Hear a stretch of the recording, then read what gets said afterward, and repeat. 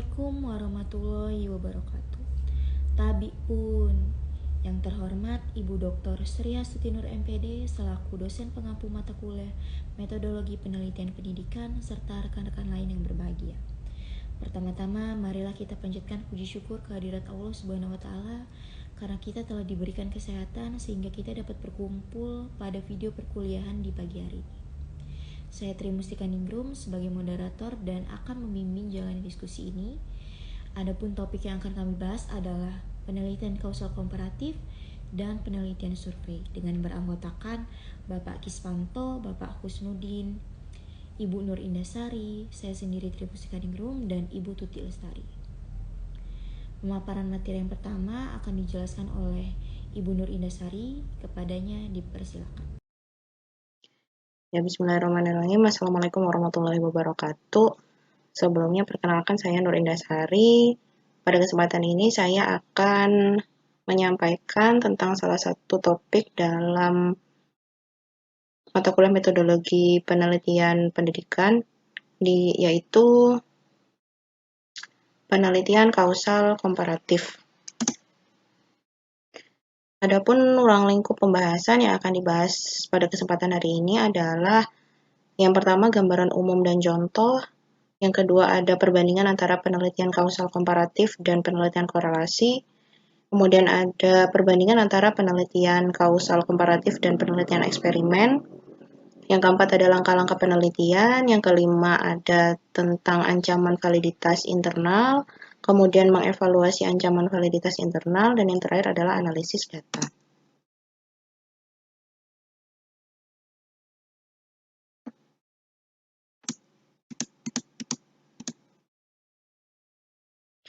Baik, yang pertama terkait gambaran umum dari penelitian kausal komparatif, yaitu secara sederhana penelitian kausal komparatif disebut juga dengan penelitian untuk mengungkap hubungan sebab akibat dengan variabel sebab maupun variabel akibat itu sudah terjadi atau tidak dapat diubah kembali. Penelitian kausal komparatif juga disebut sebagai penelitian ex post facto atau dalam bahasa Latin yang artinya adalah setelah fakta. Jadi dari sini kita dapat melihat bahwa penelitian kausal komparatif ini dilakukan setelah suatu fenomena itu terjadi. Jadi variabel-variabel yang ada, baik variabel sebab maupun akibatnya itu tidak bisa kita buat atau tidak bisa kita manipulasi ataupun tidak bisa kita intervensi. Berdasarkan kata, di mana ada kata kausal dan ada komparatif, di mana kausal ini membahas tentang sebab akibat dan komparatif ini membahas tentang perbandingan. Maka dalam penelitian kausal komparatif nantinya itu akan dibahas perbandingan dan juga hubungan sebab akibat. Nah, selanjutnya variabel perbedaan kelompok pada penelitian kausal komparatif adalah salah satu variabel yang tidak dapat dimanipulasi seperti etnis atau yang mungkin belum dimanipulasi. Terkadang kendala etika mencegah variabel agar tidak dimanipulasi sehingga mencegah efek variasi dalam variabel yang diperiksa. Di mana contohnya adalah pengaruh program diet terhadap kesehatan atau terhadap kesehatan orang yang melakukan program diet. Nah, di sini peneliti itu tidak bisa sembarangan untuk memilih subjek, kemudian meminta subjek tersebut untuk melakukan suatu program diet. Karena secara etika itu adalah hak dari masing-masing individu untuk melakukan program diet atau tidak. Jadi sebagai peneliti tidak bisa mengintervensi atau meminta seseorang ataupun calon subjek untuk melakukan hal-hal yang kita ingin teliti. Nah, ini contohnya yang tipe 1 itu adalah eksplorasi efek atau eksplorasi dari variabel dependen yang disebabkan oleh keanggotaan dalam kelompok tertentu. Contoh pertanyaannya adalah perbedaan kemampuan apa yang disebabkan oleh perbedaan jenis kelamin, di mana hipotesis penelitiannya adalah wanita memiliki kemampuan linguistik lebih tinggi daripada laki-laki. Yang tipe 2 ada eksplorasi sebab atau eksplorasi variabel independen dari keanggotaan kelompok.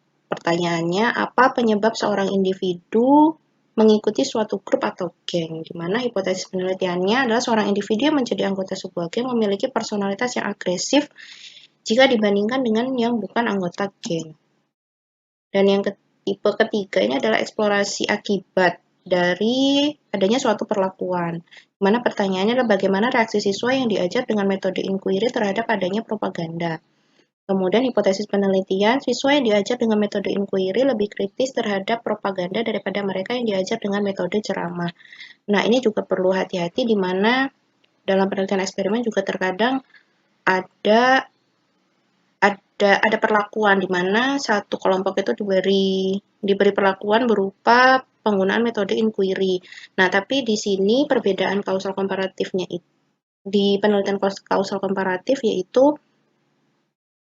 metode inquiry itu memang sudah diberikan bukan sebagai sebuah intervensi, tapi memang sudah diberikan. Dan setelah itu diberikan kepada siswa atau diaplikasikan kepada siswa, baru kita melihat apa saja akibat yang ditimbulkan dari penggunaan metode inquiry tersebut. Gitu. Jadi bukan memaksakan, tapi memang sudah ada sekelompok siswa yang menggunakan metode inquiry, baru kita eksplorasi akibatnya.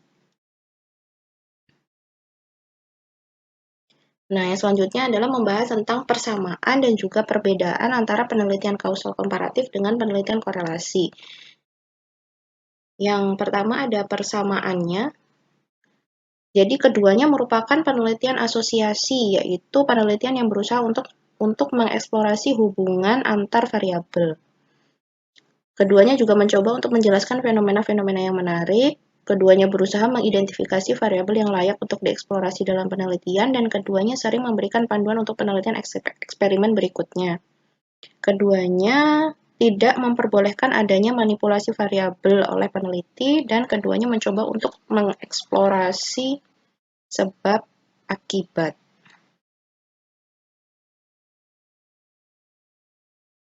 Kemudian untuk perbedaannya, dalam penelitian kausal komparatif biasanya membandingkan dua atau lebih kelompok subjek. Dan dalam penelitian kausal komparatif juga biasanya melibatkan setidaknya satu variabel kategori. Dan yang terakhir dalam penelitian kausal komparatif itu sering membandingkan rata-rata atau menggunakan tabel cross-break. Sedangkan untuk penelitian korelasi, yang pertama memerlukan skor pada setiap variabel untuk setiap subjek. Yang kedua, menyelidiki dua atau lebih variabel kuantitatif. Yang ketiga, sering menganalisis data menggunakan scatter plot dan atau koefisien korelasi. Yang mohon maaf, tadi di persamaan itu ada melihat untuk sebab akibat. Jadi, yang melihat sebab akibat itu adalah penelitian kausal komparatif, sedangkan untuk penelitian korelasi itu hanya mengeksplorasi adakah keterkaitan, jadi belum sampai sebab akibat. Yang selanjutnya, ini perbandingan antara penelitian kausal komparatif dengan penelitian eksperimen. Nah, persamaan keduanya yaitu baik penelitian kausal komparatif maupun penelitian eksperimen itu membutuhkan setidaknya satu variabel kategori atau keanggotaan kelompok, dan keduanya membandingkan performa suatu grup, dalam hal ini skor rata-rata untuk menentukan hubungan. Keduanya biasanya membandingkan kelompok subjek yang terpisah kecuali dalam eksperimen penyeimbang deret waktu atau subjek tunggal desain. Ya, karena sama-sama membandingkan, jadi itulah persamaannya, gitu ya, itu sama-sama membandingkan. Sedangkan untuk perbedaannya, nah, untuk penelitian kausal komparatif tadi sudah dijelaskan bahwa tidak ada manipulasi maupun intervensi terhadap variabel-variabel yang diteliti. Yang kedua, tidak membentuk kelompok karena kelompok itu sudah terbentuk, jadi tidak dibentuk oleh peneliti tapi sudah secara alamiah terbentuk. Kemudian yang ketiga, penelitian kausal komparatif cenderung memberikan bukti yang jauh lebih lemah untuk sebab akibat daripada penelitian eksperimen. Kemudian, sedangkan untuk penelitian eksperimen, yang pertama dalam penelitian eksperimen itu variabel independen itu dimanipulasi di mana ada intervensi atau pemberian perlakuan terhadap suatu kelompok. Yang kedua, pada penelitian eksperimen, peneliti memberikan penugasan pada subjek untuk memberikan perlakuan pada kelompok. Yang ketiga, peneliti memiliki fleksibilitas yang jauh lebih besar dalam merumuskan struktur desain. Ini sebagai akibat dalam penelitian eksperimen itu boleh adanya intervensi, maka peneliti memiliki fleksibilitas yang jauh lebih besar jika dibandingkan dengan penelitian kausal komparatif di mana variabel-variabel yang diteliti itu memang sudah terjadi atau kelompok-kelompok yang dibandingkan itu memang sudah terjadi, sudah ada, bukan dibentuk gitu ya, tapi memang sudah ada. Selanjutnya ada langkah-langkah penelitian. Dalam hal ini ada 4 langkah yang akan dibahas. Yang pertama adalah merumuskan masalah, yang kedua memilih sampel, yang ketiga instrumentasi, yang keempat adalah desain penelitian. Ya, melanjutkan langkah-langkah penelitian dalam kausal komparatif, di mana yang pertama adalah merumuskan masalah.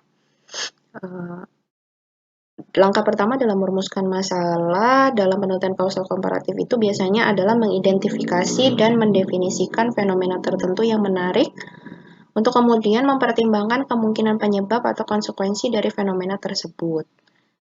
Pengujian beberapa hipotesis adalah karakteristik dasar dari penelitian kausal komparatif dan harus menjadi dasar untuk mengidentifikasi variabel yang akan membedakan kedua kelompok.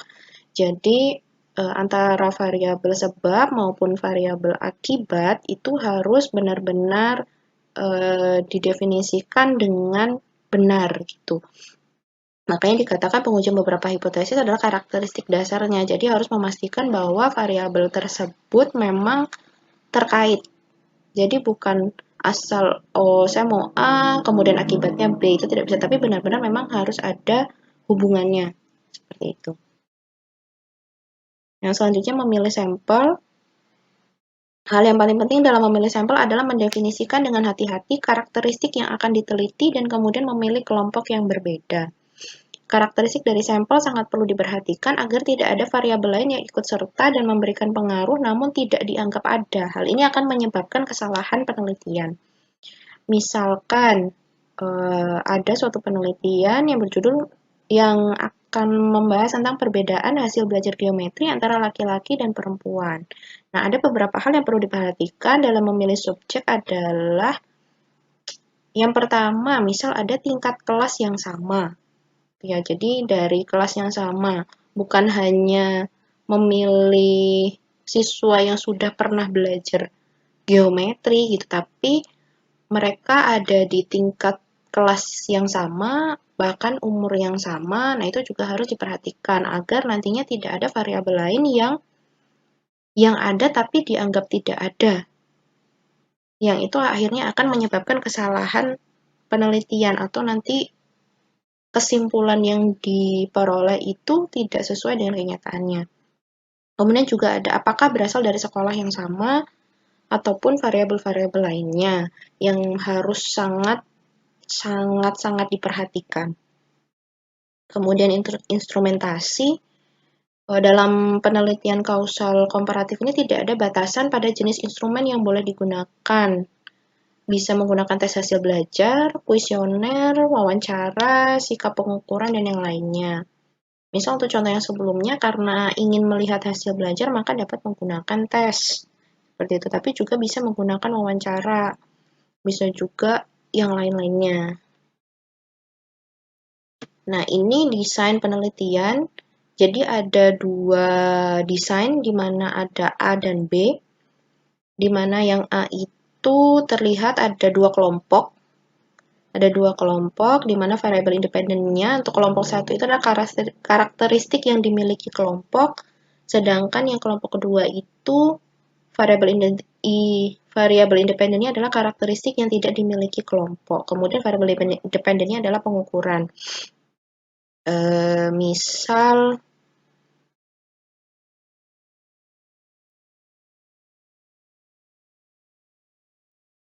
misalkan untuk kelompok 1, karakteristik yang dimiliki kelompok itu ada anak-anak yang putus sekolah dan ada anak-anak yang tidak putus sekolah. Nah, itu jadi mereka berbeda. Yang satu memiliki A, yang satu tidak memiliki B. Nah, untuk yang kelompok kedua, hampir mirip, hanya saja bukan yang satu punya tapi tidak punya, tapi yang satu karakteristiknya A, yang kedua karakteristiknya B. Misal tadi ada perbedaan gender gitu ya. Nah, selanjutnya kita masuk ke dalam ancaman validitas internal, di mana tadi disebutkan dari awal bahwa dalam penelitian kausal komparatif ini peneliti tidak boleh memanipulasi atau tidak boleh memberikan intervensi sehingga pemilihan sampel, kemudian pembagian kelompoknya itu pun juga tidak boleh asal gitu ya, tidak boleh oh saya bagi dua, itu tidak bisa, tapi harus sesuai dengan karakteristik yang memang akan diteliti. Disebutkan dua kelemahan dalam penelitian kausal komparatif adalah kurangnya pengacakan dan ketidakmampuan untuk memanipulasi variabel independen. Seperti yang telah disebutkan, pengacakan anggota kelompok tidak mungkin dalam penelitian kausal komparatif karena kelompok itu sudah terbentuk. Sedangkan manipulasi variabel bebas tidak mungkin karena kelompok ini sudah diekspos atau sudah dikenakan ke variabel bebas. Nah, beberapa ancaman dalam validitas internal, yang pertama itu ada karakteristik dari subjek. Ancaman utama terhadap validitas internal dalam penelitian kausal komparatif adalah karakteristik objek, karena peneliti tidak memiliki suara ataupun tidak bisa memberikan intervensi dalam pemilihan atau pembentukan kelompok. Selalu ada kemungkinan bahwa kelompok tidak setara pada satu kelompok atau pada satu atau lebih variabel penting selain variabel keanggotaan kelompok yang teridentifikasi. Namun ada beberapa hal yang bisa dilakukan untuk meminimalisir ancaman pada karakteristik subjek. Yang pertama adalah pencocokan subjek, mencocokkan subjek dengan variabel.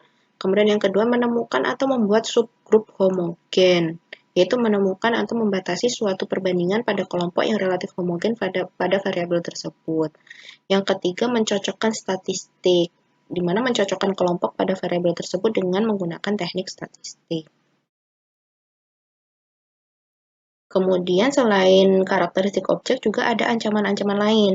Kemungkinan ancaman yang tersisa terhadap validitas internal tergantung pada jenis penelitian yang dipertimbangkan. Di dalam penelitian non-intervensi atau tanpa perlakuan, penambahan fokus utama penelitian dapat menghilangkan subjek, lokasi, instrumentasi, dan beberapa sejarah dan kedewasaan.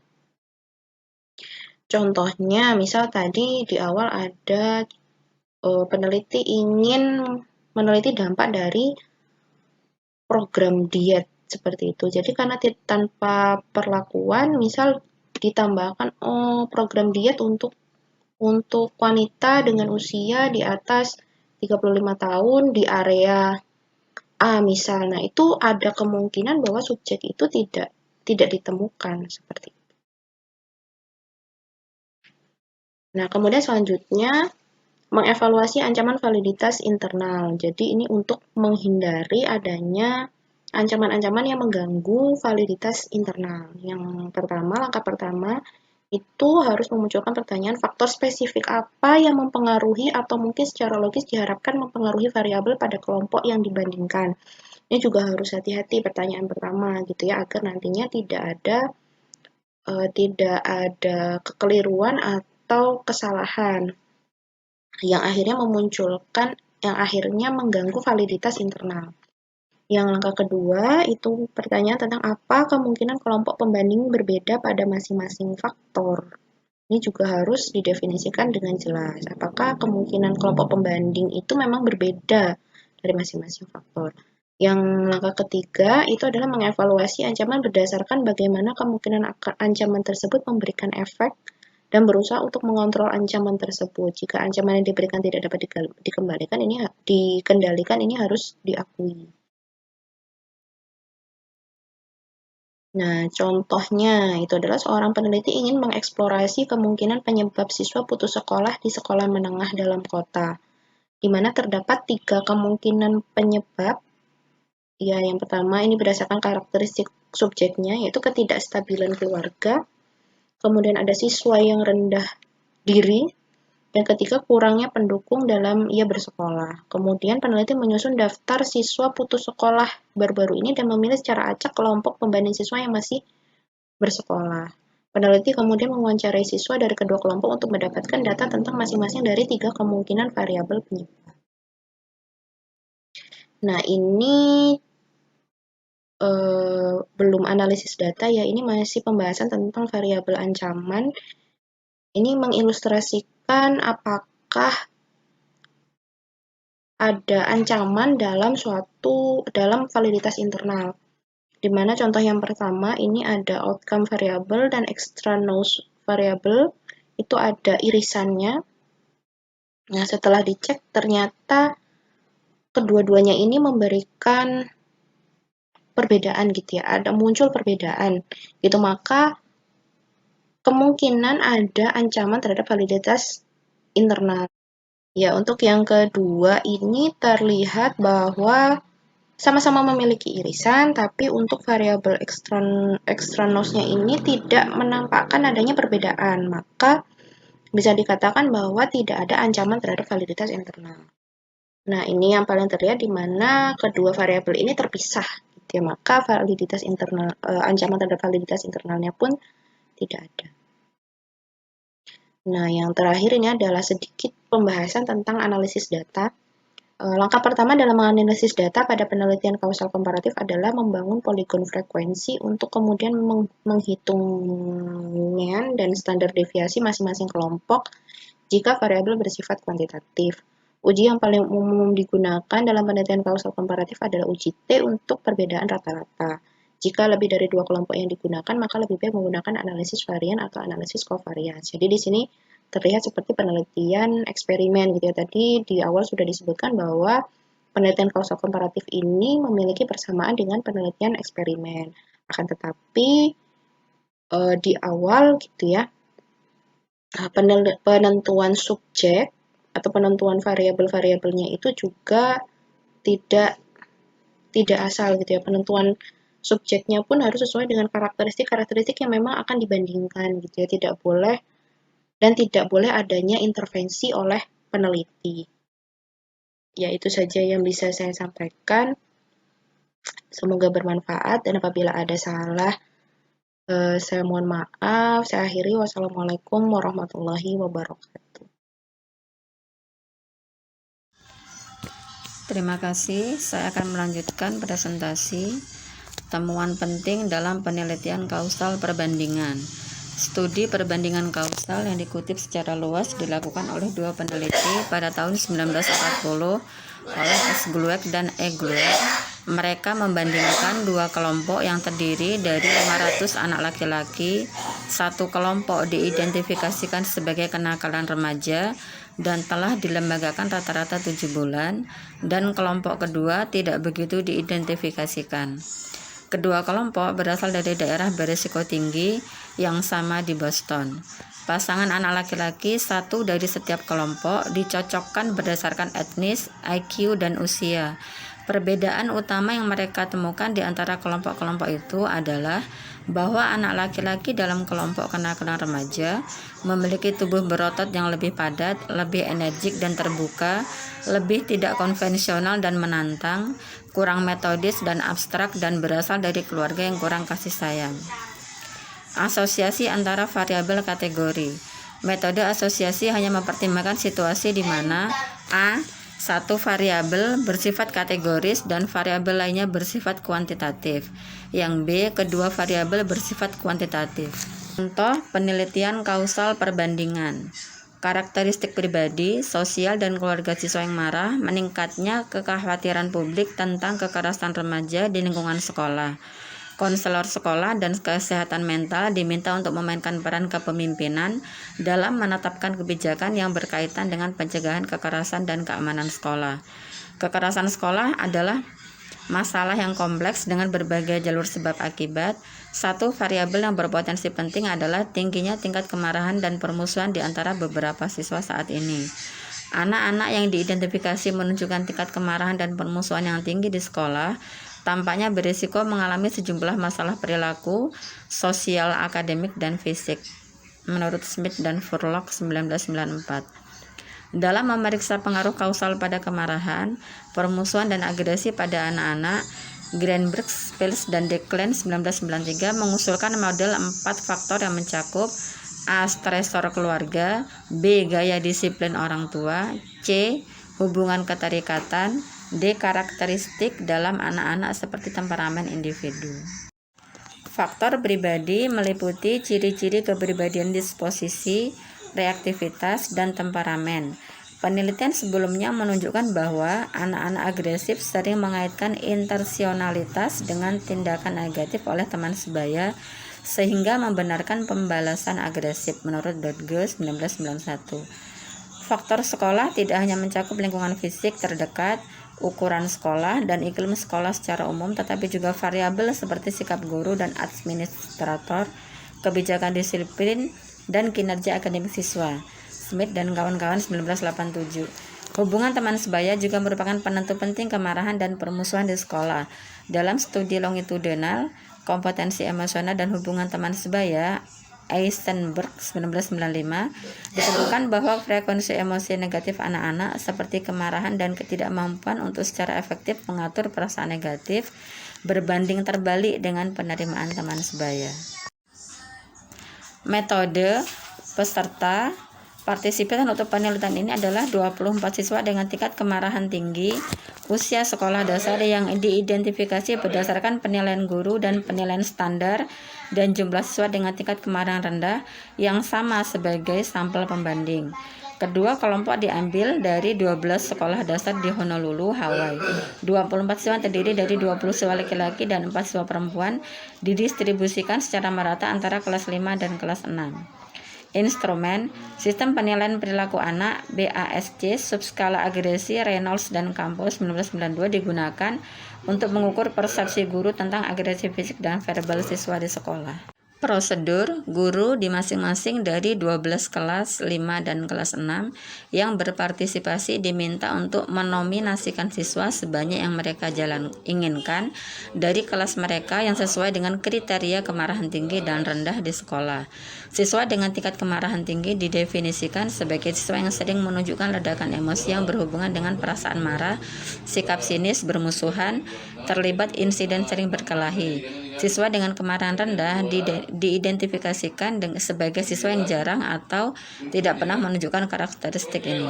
Hasil, data dari wawancara orang tua, guru, dan siswa diatur menurut 4 domain utama: faktor pribadi, keluarga, teman sebaya, dan sekolah. Dalam setiap domain, hasil dilaporkan sesuai dengan hubungan antara skor kemarahan global dan variabel hasil relevan lainnya. Terima kasih.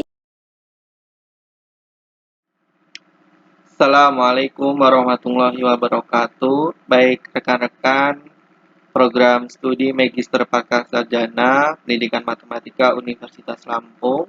Selanjutnya, izinkan saya untuk menjelaskan mengenai penelitian kausal komparatif. Dalam hal ini mengenai analisis data. Adapun beberapa hal yang akan saya sampaikan. Yang pertama adalah mengenai sifat penelitian kausal komparatif. Yang kedua, langkah-langkah penelitian kausal komparatif. Yang ketiga, ancaman terhadap validitas internal dalam penelitian kausal komparatif. Dan yang terakhir, analisis data dalam studi kausal komparatif. Sifat penelitian kausal komparatif ada beberapa. Yang pertama, sebuah penelitian kausal komparatif itu merupakan sebuah penelitian yang berusaha mengidentifikasi hubungan antar variabel.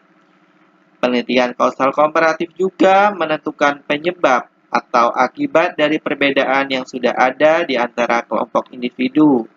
Sifat yang selanjutnya, bahwa pendekatan kausal komparatif memulai dengan perbedaan yang dicatat antara dua kelompok dan kemudian mencari kemungkinan penyebab atau konsekuensi dari perbedaan ini.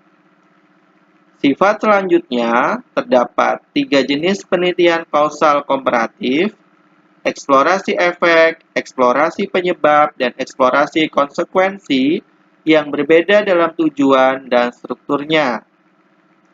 Ketika sebuah eksperimen akan memakan waktu yang cukup lama, maka studi kausal komparatif sering digunakan sebagai alternatifnya. Seperti dalam studi korelasional, hubungan dapat diidentifikasi dalam studi kausal komparatif, tetapi sebab akibat tidak dapat sepenuhnya ditetapkan. Baik, langkah-langkah penelitian kausal komparatif. Yang pertama, merumuskan masalah dalam penelitian kausal komparatif. Selanjutnya, kita harus memilih sampel untuk studi kausal komparatif. Yang ketiga, menentukan jenis instrumen yang dapat digunakan dalam studi kausal komparatif yang tidak dibatasi. Yang keempat, desain kausal komparatif melibatkan pemilihan dua kelompok yang berbeda pada variabel tertentu, kemudian membandingkan pada variabel yang lain. Adapun ancaman terhadap validitas internal, itu ada beberapa hal. Yang pertama, dua kelemahan dalam penelitian kausal komparatif adalah kurangnya pengacakan dan ketidakmampuan untuk memanipulasi variabel independen. Ancaman utama terhadap validitas internal studi kausal komparatif adalah kemungkinan bias pemilihan subjek.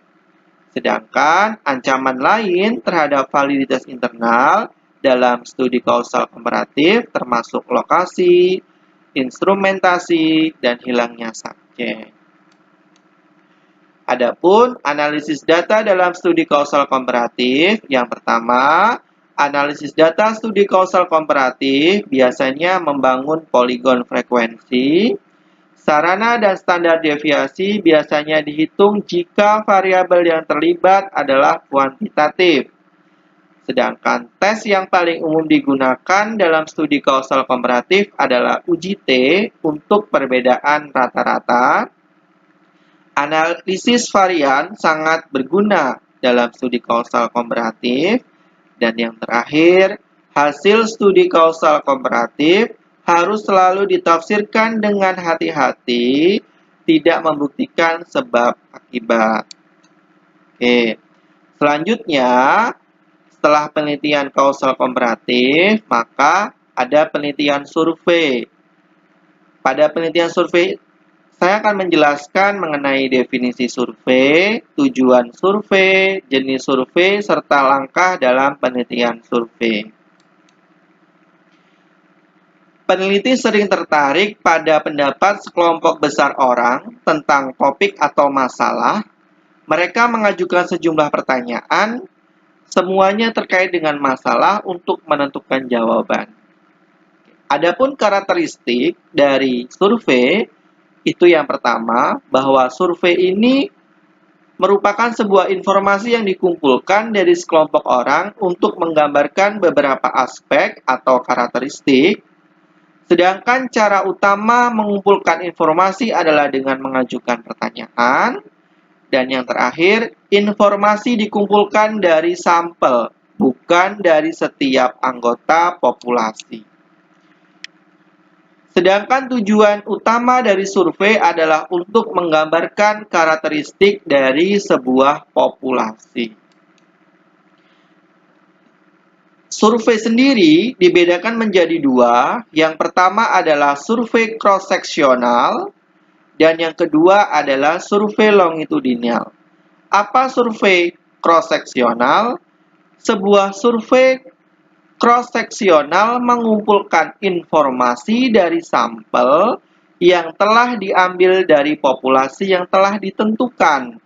Selain itu, informasi dikumpulkan hanya pada waktu satu, meskipun waktu yang diperlukan untuk mengumpulkan semua data dapat berlangsung dari 1 hari hingga beberapa hari atau lebih. Contohnya, misalkan ada seorang profesor matematika mengumpulkan data dari sampel semua guru matematika di sebuah provinsi tentang minat mereka saat belajar matematika ketika mendapatkan gelar master di sebuah universitas.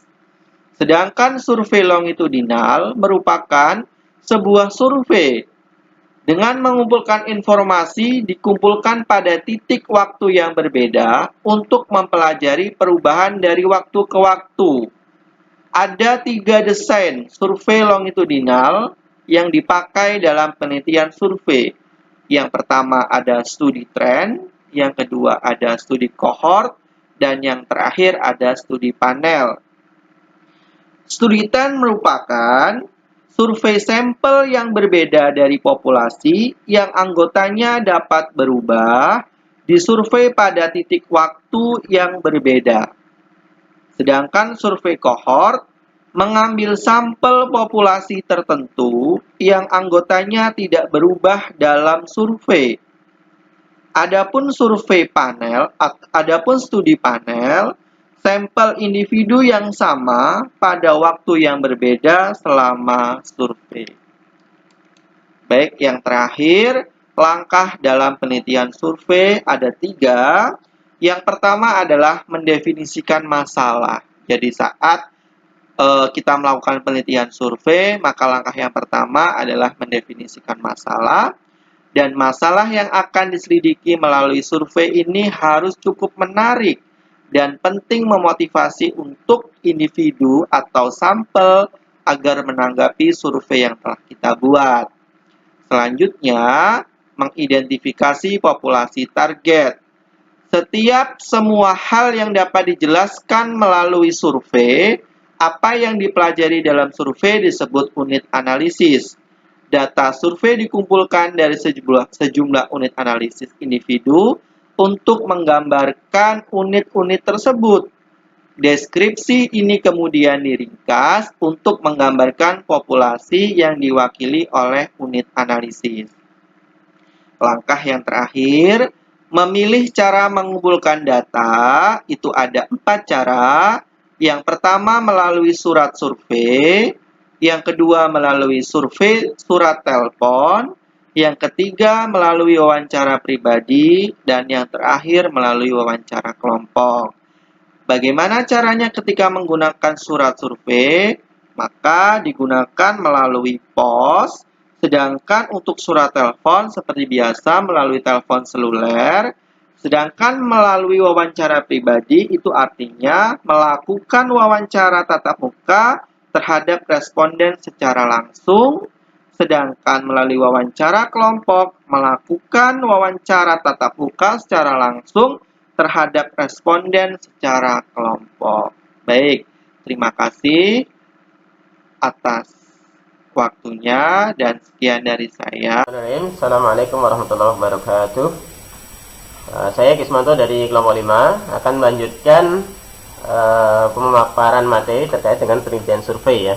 Ini hal-hal penting yang harus diperhatikan pada penelitian survei. Contoh penelitian survei yang paling terkenal adalah yang dilakukan oleh sosiolog Alfred Kinsey ya, dan rekan-rekannya tentang perilaku seksual pria di Amerika. Ini terjadi atau dilakukan penelitian pada tahun 1948 dan pada wanita itu di penelitiannya dilakukan di tahun 1953. Nah, sampel yang diambil untuk penelitian survei yang dilakukan oleh mereka itu cukup besar, yaitu sekitar 12.000 untuk yang pria dan 8.000 untuk yang wanita. Mereka ya, Kinsey dan rekan-rekannya itu sangat teliti dalam membandingkan hasil dari sampel yang berbeda dan dalam menguji reliabilitas melalui pengujian ulang dan validitas melalui pemeriksaan silang internal. Salah satu aspek yang tidak biasa dari pengumpulan data dasar proses wawancara individu adalah wawancara berisi 521 item. Ya, meskipun minimum per responden itu adalah 300 ya. Nah, informasi yang sama diperoleh dalam beberapa pertanyaan berbeda. Semuanya ditanyakan secara berurutan untuk meminimalkan distorsi ya, atau penyimpangan. Nah, itu yang terkait dengan penelitian survei yang sangat fenomenal ya. Kemudian dalam penelitian survei, bagaimana cara memilih sampel yang tepat? Ya, sampel itu bisa diambil secara acak, ya, random. Nah, itu jika memungkinkan. Ya, jika tidak, ya kita tentukan saja. Yang penting, yang kedua ini, mereka orang-orang yang diambil sampel itu memiliki informasi terkait dengan penelitian kita. Ya. Kemudian contoh sampel dalam penelitian pendidikan. Nah, misalnya saya bacakan saja yang terakhir nih. Sebuah sampel dari semua pengawas sekolah wanita pada keadaan tertentu mengenai pandangan mereka tentang masalah yang mereka temui di pemerintahan. Nah, ini contohnya ya dalam penelitian pendidikan. Nah, kemudian instrumen survei yang harus disiapkan oleh seorang peneliti yaitu kuesioner. Kalau dia ingin mengambil penelitiannya pakai instrumen kuesioner. Kalau wawancara berarti kan harus tetap disiapkan instrumennya ya, berupa pertanyaan-pertanyaan. Nah, bagaimana cara menyusun pertanyaan survei yang praktis ya? Nah, ini ada 4 rambu-rambunya. Apakah pertanyaannya itu bisa ditanyakan persis seperti yang ditulis? Nah, ini harapannya supaya tidak kaku ya. Apa itu interviewernya, wawancara itu menanyakan langsung ke responden tanpa harus lihat teks terus ya. Artinya mereka memang sudah menguasai. Yang kedua, apakah pertanyaannya itu memiliki arti yang sama bagi semua orang? Artinya tidak ambigu ya. Jadi setiap responden itu menerima pertanyaan ya, merespon pertanyaan itu pandangannya, anggapannya itu sama ya, masing-masing respondennya. Kemudian yang ketiga, apakah pertanyaannya bisa dijawab oleh orang ya? Tentunya ini penting ya. Kalau pertanyaannya rumit ya, kayak soal matematika ya, akan repot ya. Jadi harus yang sederhana dan orang itu mengerti apa maksud pertanyaannya. Kemudian yang keempat, apakah pertanyaannya mau dijawab orang dan sesuai dengan prosedur pengumpulan data. Ya, ini yang terpenting. Jadi kita sudah susun pertanyaannya runtut, tapi ternyata orang itu nggak mau jawab. Nah, ini nanti yang akan menimbulkan namanya non-respon ya, orang nggak mau jawab. Nah, kemudian bagaimana cara mengetahui jenis pertanyaan yang bisa disampaikan pada saat menyusun kuesioner?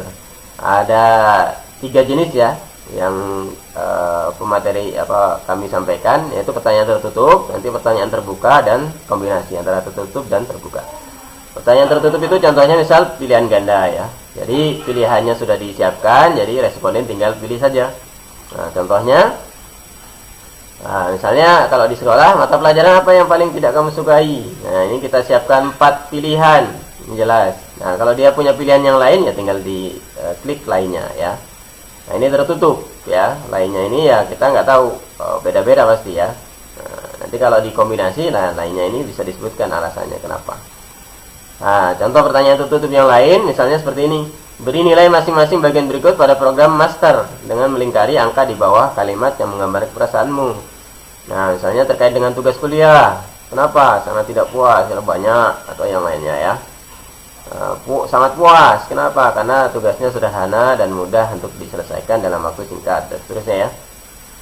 Bagaimana anggapan mereka terkait dengan profesor? Bagaimana profesornya misalnya menguasai bidangnya dengan sangat baik, dan seterusnya ya. Bagaimana terkait dengan persyaratan dan seterusnya, biaya. Nah, ini contoh pertanyaan tertutup berupa data ordinal ya.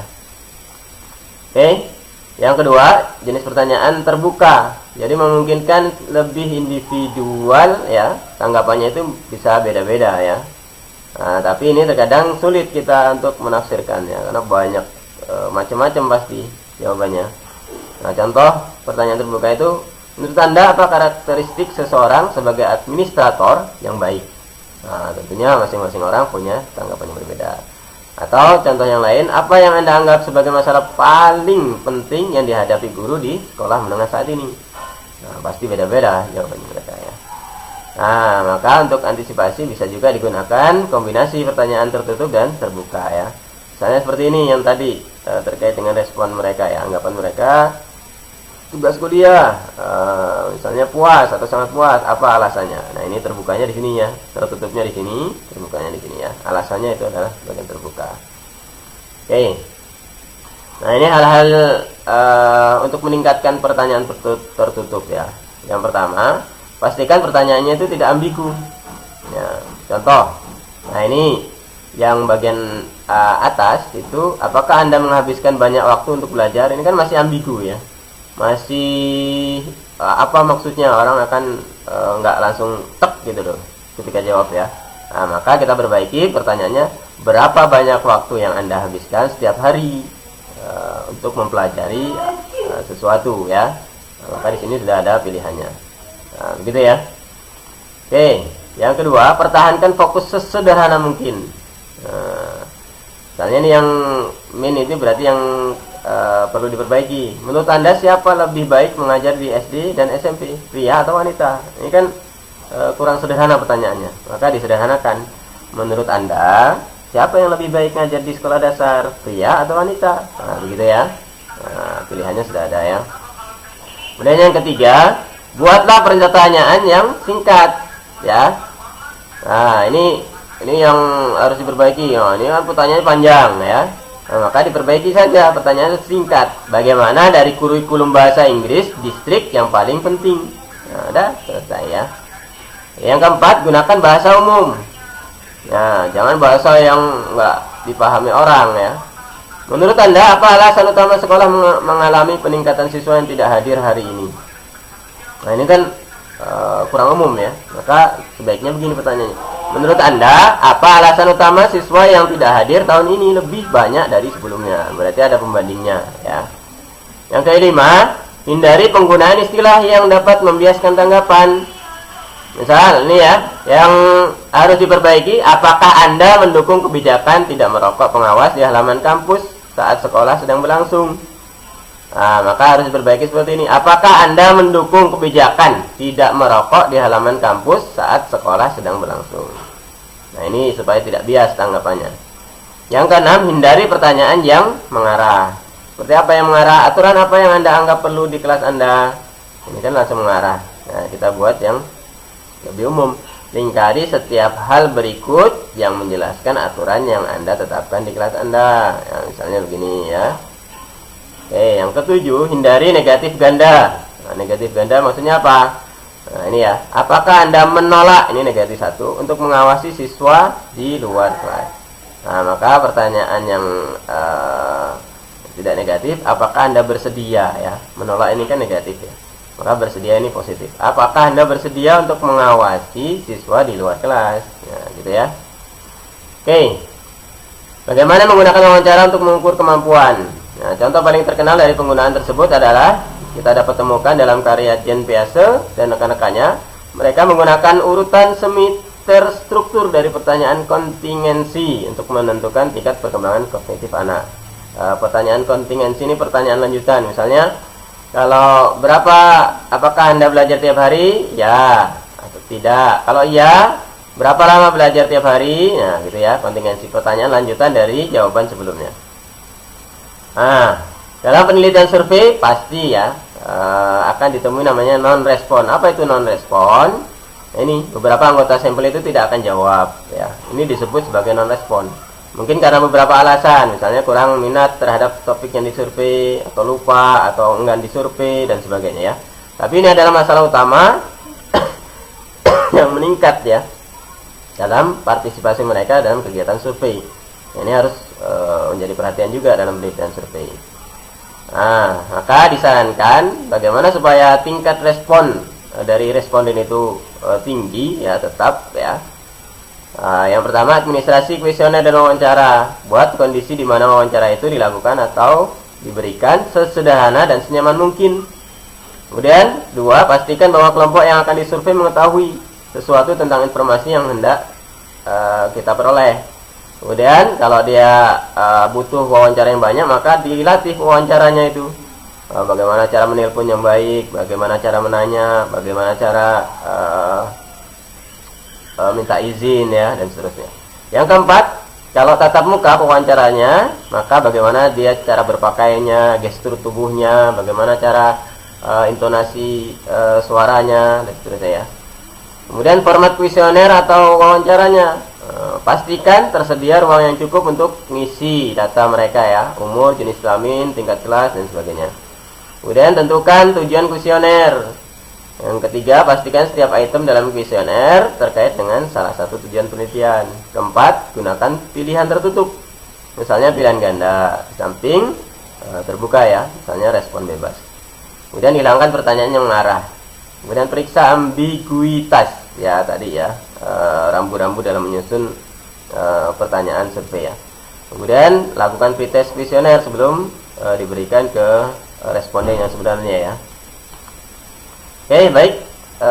Demikian pemaparan materi dari saya, Kismanto ya, terkait dengan penelitian survei.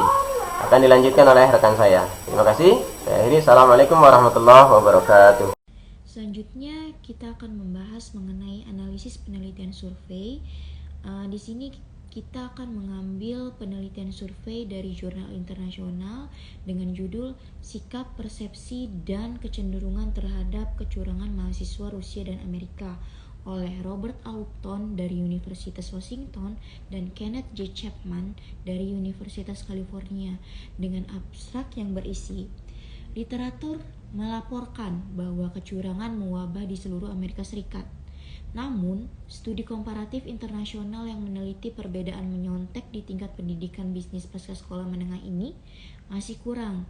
Studi ini menyelidiki perbedaan antara mahasiswa perguruan tinggi bisnis Rusia dan Amerika mengenai sikap, persepsi, dan kecenderungan mereka terhadap ketidakjujuran akademik. Studi ini menemukan perbedaan yang signifikan antara perilaku dan keyakinan mahasiswa Rusia dan Amerika tentang kecurangan itu. Nah, temuan ini penting bagi pendidik bisnis yang dipanggil untuk mengajar di luar negeri atau di kelas yang komposisinya semakin multinasional. Nah, untuk jurnal lebih lengkapnya itu ada di makalah yang sudah kita share di grup. Kemudian di sini kita langsung menganalisis jurnalnya. Yang pertama analisis studi. Nah, di sini tujuannya itu tidak disebutkan secara eksplisit. Nah, tampaknya untuk mengisi kesenjangan dalam pengetahuan kita tentang perbedaan lintas negara dalam sikap, keyakinan, dan kecenderungan terhadap kecurangan, dan lebih khususnya untuk membandingkan mahasiswa bisnis perguruan tinggi di Rusia dan Amerika Serikat pada karakteristik ini. Nah, studi ini dibenarkan dengan mengutip bukti dan pendapat bahwa kecurangan tersebar luas di Amerika Serikat dan Rusia. Nah, mungkin walaupun dengan dokumentasi yang lebih sedikit di seluruh dunia. Pembenaran tambahan termasuk ketidakadilan kecurangan, kemungkinan kecurangan membawa ke kehidupan masa depan, dan dalam diskusi kebutuhan guru di kelas multinasional untuk memahami isu-isu yang terlibat. Pentingnya sikap dan persepsi tampaknya diterima begitu saja. Satu-satunya pembenaran untuk mempelajarinya tersirat dalam hasil 3 penelitian yang menemukan perbedaan antara siswa Amerika dan siswa di negara lain. Kami pikir pembenaran yang lebih kuat dapat dan seharusnya dibuat. Nah, pembenaran terakhir adalah bahwa ada beberapa studi seperti itu tidak ada dengan mahasiswa bisnis di Rusia dan Amerika Serikat. Nah, kekhawatiran penulis ini tentang kerahasiaan adalah penting, baik yang berkaitan dengan etika dan validitas informasi.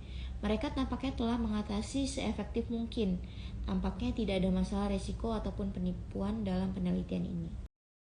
Kemudian yang akan kita analisis selanjutnya itu ada pada definisi.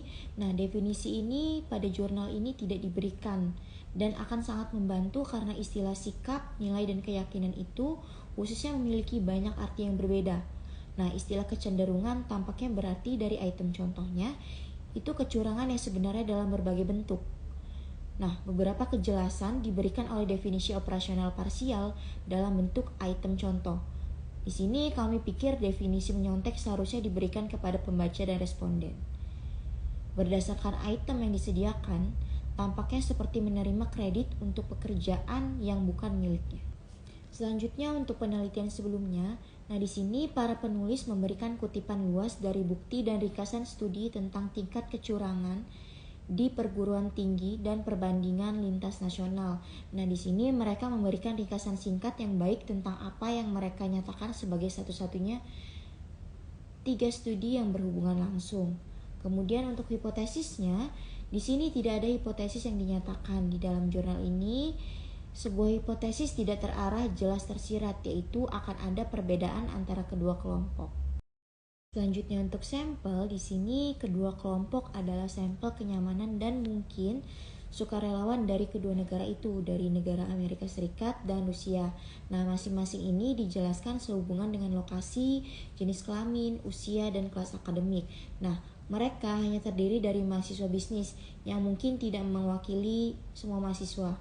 Nah, jadi keterwakilan ini lebih lanjut dikompromikan oleh jumlah survei yang tidak dilaporkan. Nah, jumlah sampelnya itu dari mahasiswa Amerika itu ada 443 dan mahasiswa Rusia itu 174 dan itu dapat diterima. Selanjutnya, untuk instrumen penelitian, di sini kuesionernya itu terdiri dari pertanyaan ya dan tidak. Untuk mengukur kecenderungan dan skala penilaiannya itu adalah 7 poin untuk menilai sikap dan keyakinan tentang kecurangan.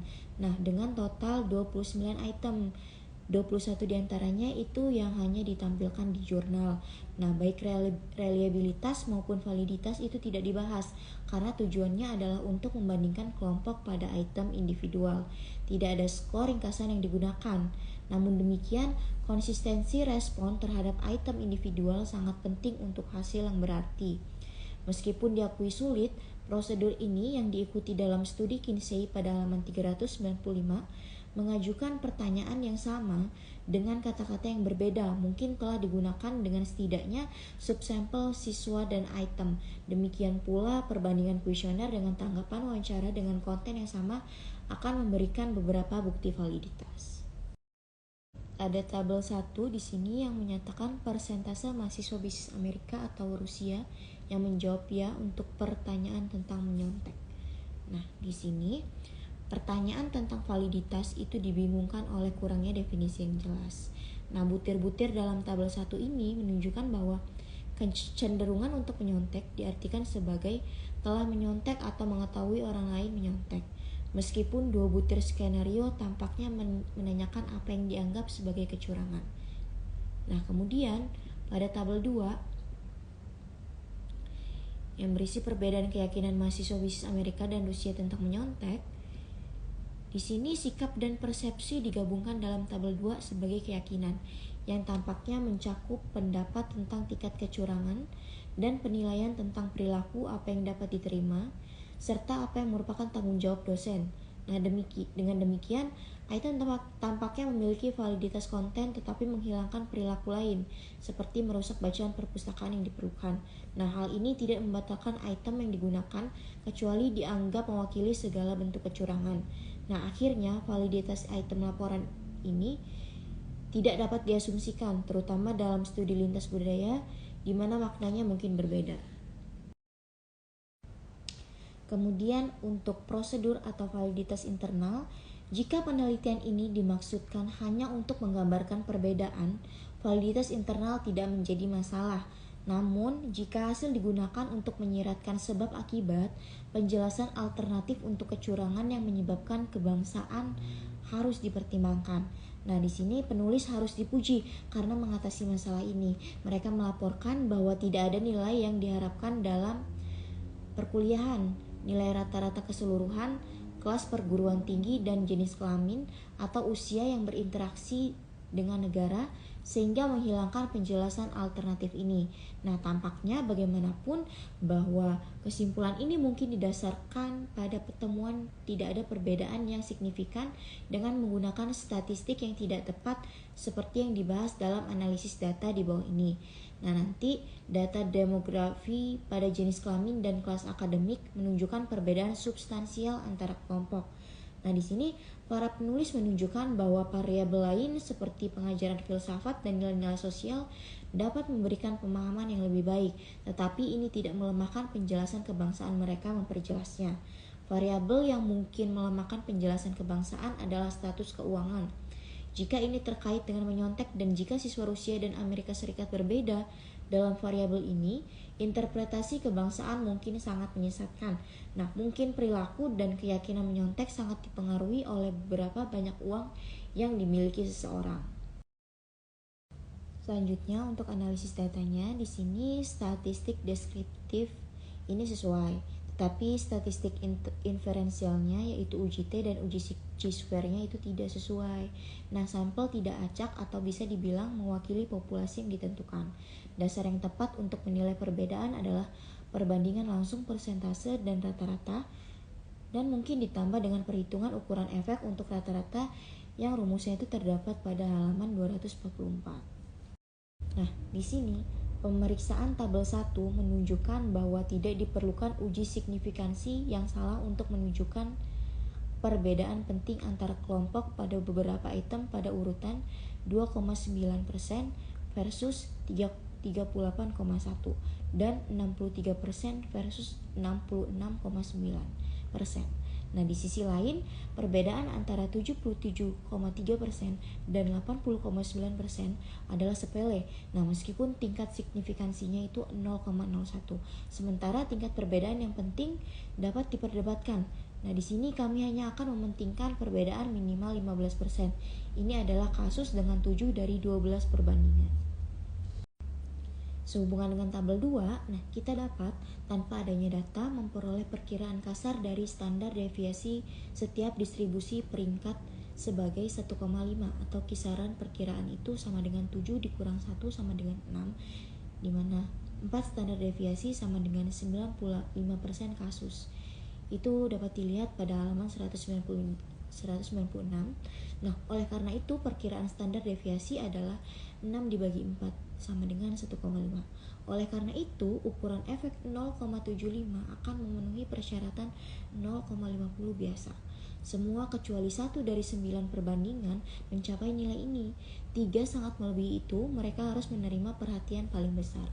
Nah, hasil tertulis konsisten dengan tabel 1 dan tabel 2 umumnya menekankan perbedaan yang lebih besar.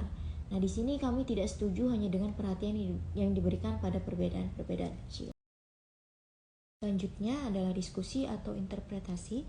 Nah, di sini kami setuju bahwa penelitian ini menunjukkan perbedaan besar dan penting antara siswa Rusia dan Amerika Serikat mengenai kecurangan menyontek. Nah, satu-satunya pertengkaran kami dengan diskusi hasil adalah dengan pernyataan bahwa siswa Rusia lebih cenderung merasa bahwa bukan tanggung jawab dosen untuk menciptakan lingkungan untuk mengurangi kecurangan benar, tetapi perbedaannya kecil.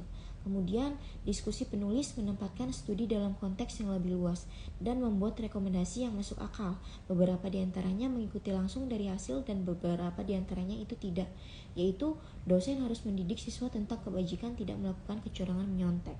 Nah, penulis di sini seharusnya mendiskusikan batasan serius dalam menggeneralisasi temuan mereka. Nah, ini termasuk sampel yang sangat terbatas dan kurangnya bukti validitas kuesioner. Nah, pernyataan mereka bahwa faktanya kami percaya perilaku menyontek yang dilaporkan sendiri lebih tinggi ini kemungkinan mencerminkan bahwa siswa Rusia memiliki sikap, keyakinan, dan kecenderungan yang sangat berbeda mengenai menyontek jika dibandingkan dengan siswa Amerika. Itu merupakan sebuah pernyataan keyakinan yang tidak memadai. Demikian pemaparan materi dari saya. Apabila ada salah kata, saya mohon maaf. Terima kasih. Wassalamualaikum warahmatullahi wabarakatuh.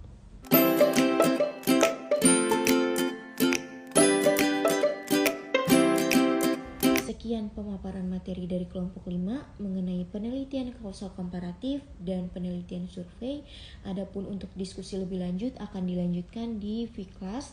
Dan saya Tri Mustikaningrum sebagai moderator. Mohon maaf apabila ada salah kata dan perbuatan. Saya akhiri presentasi pada hari ini. Wassalamualaikum warahmatullahi wabarakatuh.